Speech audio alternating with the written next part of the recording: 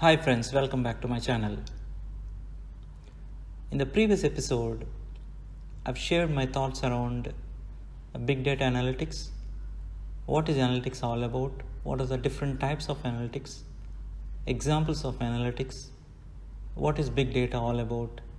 Some of the examples of big data and various industry use cases of big data. In today's episode, I'm going to share my thoughts around what are the different tools and frameworks which helps us to understand the complete analytics life cycle. Let us understand each of those areas in detail. Let's begin. The first step in any analytics application is data collection. So before the data can be analyzed, you first need to collect the data and see how do you ingest into your big data stack. So you have variety of choices of tools and techniques for your data collection. Depends on where you're getting from, the source of data and what type of data which you're planning to ingest. Right? So you can take or leverage certain interfaces or tools or connectors which are out in the market. Right? So maybe publish or subscribe messaging frameworks or a message queues or some of your custom developed connectors. Step 2, data preparation. If you understand the data, it has its own nature of issues which needs to be resolved before you wanted to process it. When I say issues, for example, some of the data where you're getting from your source systems has some missing values or a duplication of the data, or maybe some of the formatting issues, or maybe some of the records might be corrupted. Correct? So this preparation step has its own tasks. So you have to do a data cleansing, a data wrangling, or deduplication and normalization. Right? Some of the tasks you need to carry out within this stage. So what I mean by data cleansing, ideally you need to identify whatever I just mentioned, those issues, correct, and ensure that those needs to be addressed first. And when it comes to data wrangling, which is nothing but your transform one data into another set of data. Let's say you collect the data from when I say collect the data, source systems, you might come across a lot of inconsistencies, right? Because let's say you're receiving a lot of files as a txt files right? So sometimes those files will have its own separators, right? Because one source system might manage their files in terms of comma as a field separator, right? Some other source system manage the files using tab as a file separator. You understood, right? So you need to ensure that these inconsistencies has to be properly passed and from your raw data from your different sources, then you transform into one consistent end state. And that consistent format of the end data has to be used for your next subsequent stages of a data cycle, right? Then normalization is nothing but in a typical example, when the data is coming from different sources, has its own various units they carried out or they represent their own data. Let's say you are managing a massive weather forecasting application from the data analytics point of view. So if you wanted to represent some countries or some station, you call it as a data in terms of Fahrenheit, right? And some other stations they represent data in terms of Celsius, correct? So understand how do we make sure that this normalization has to be thoroughly checked and see what is the best consistent format of your data. The other one of the tasks in the data preparation is your sampling. So when I say sampling, means you have to ensure that whatever the data which you are getting from the source systems, has to meet certain rules which you know already defined at your layers, right? So, and do a proper filtering and see how better you know you can keep a process in place, you know, ensure that it has to help you to reset certain bad records or some of the inconsistencies of incorrect data which you are getting from the source systems. Clear? Step 3, analyze the data. Before you analyze, you need to understand how do we analyze the data, whether it has to be batch or real-time basis, right? So you have your own choice, and it also depends on the kind of you know application which you are managing, or it depends on the requirements of a given applications, right? So if your application demands the data has to be updated after certain you know short intervals of a time, let's say every 5 seconds or every 10 seconds or every few seconds, you go with the real-time analysis mode. Let's say you have an application which wants to you know show some of the results, and those results has to be sent it back to your downstream applications for their own other set of you know processing of activities. Either you know the frequency, whether it is a daily or a monthly, accordingly you go with the batch mode as a best fit option, right? So understand you know how frequently you want your data has to be analyzed, right? So that was the main you know aspects. You need to be very clear whether it has to be real time or whether it has to be processed in a batch. And there are very good amount of tools are available within big data. For example, MapReduce to process you know such a large volumes or massive amount of data in a batch. So MapReduce will be a you know good choice. The last step, visualizing the data. For me, visualizations can be in two types, static or a dynamic. Static visualizations, what I mean by that, when you're going to use this, let's say when you have an analysis results which are stored in your database and you simply want to display the results, so you go with the static visualizations.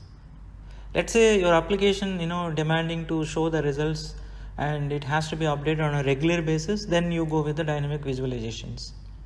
Let's say you wanted to show the ticker symbol on your stocks you know application, or you wanted to capture some of the live widgets or live plots. Understand? So these are some of the choices where you have it. Understand what is your application requirement. Accordingly, you go with you know what is the best mode for you to visualize your data. Now let's understand big data ecosystem stack. You heard about Hadoop, right? Hadoop is an open source framework for distributed batch processing for a massive scale of data using your MapReduce programs. So the MapReduce program is mainly for every applications which has a massive data has to be managed, because you can't keep all the data in one single machine. In such applications, the data will be stored in our distributed file systems from a Hadoop, which is HDFS.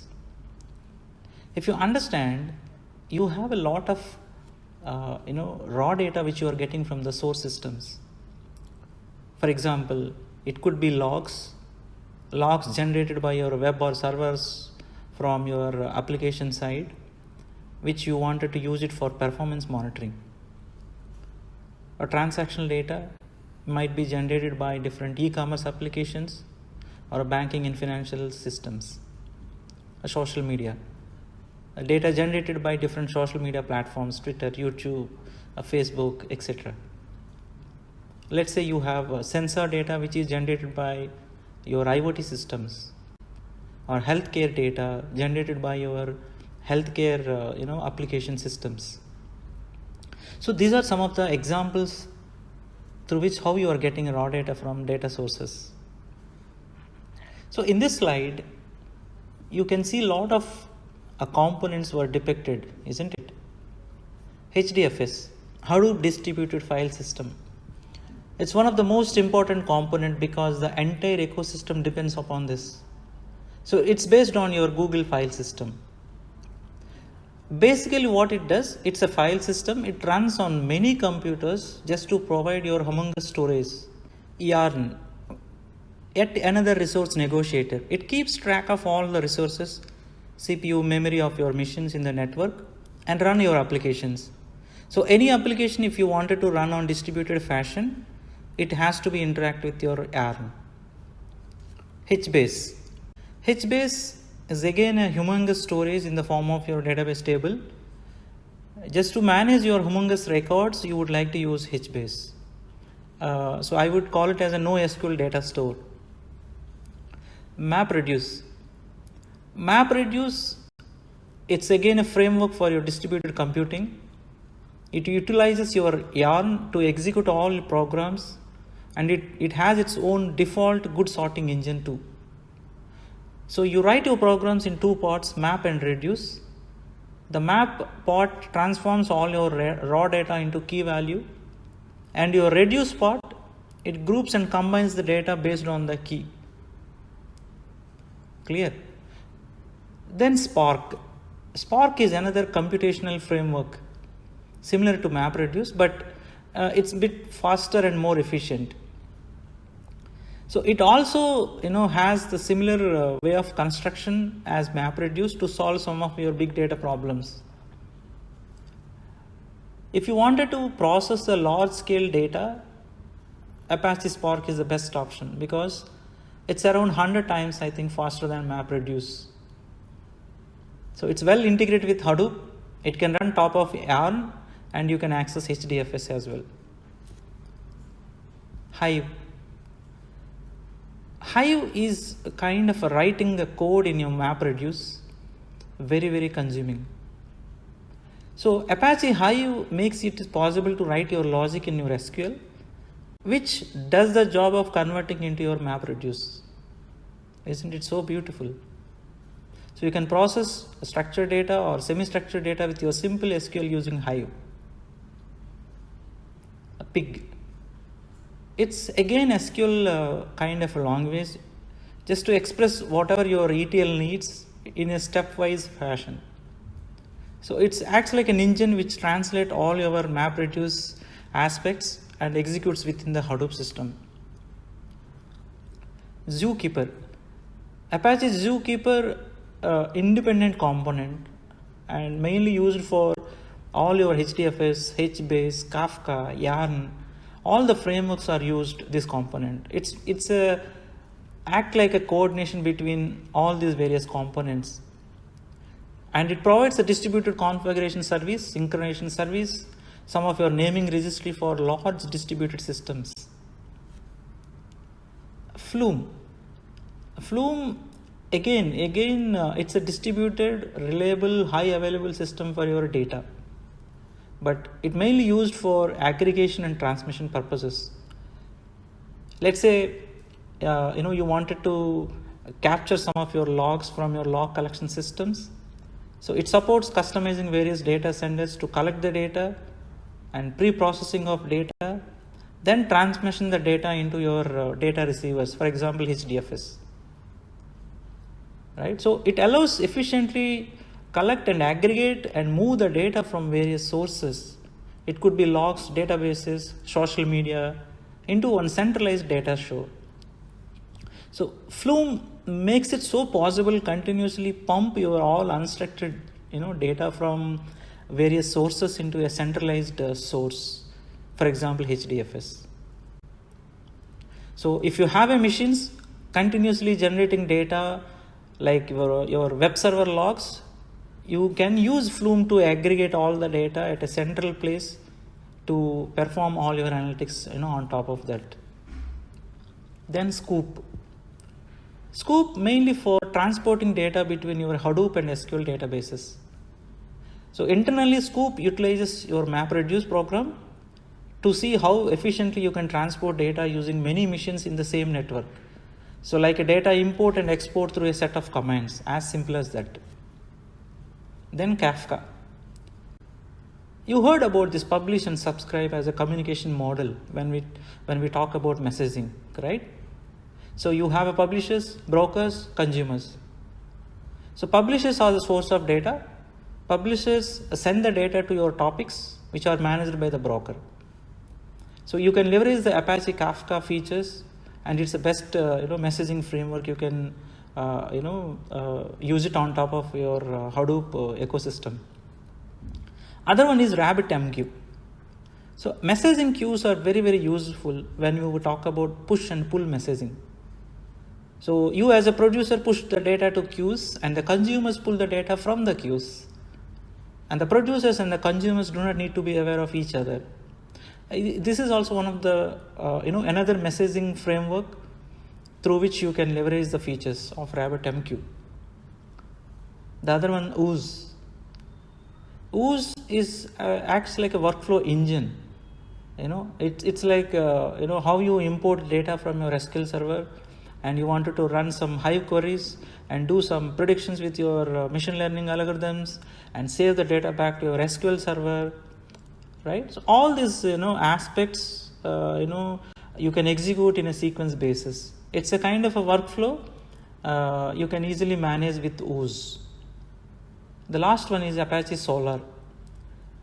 So you heard this and you might be using it in your existing applications too, right? So it's a scalable and open source framework for searching a large amount of data. I hope you got the end-to-end overview of what is the big data ecosystem stack all about and what are its components. Thank you so much for your time. Please go and subscribe to my channel. And I also like and share with your friends. Thanks for listening. Thank you.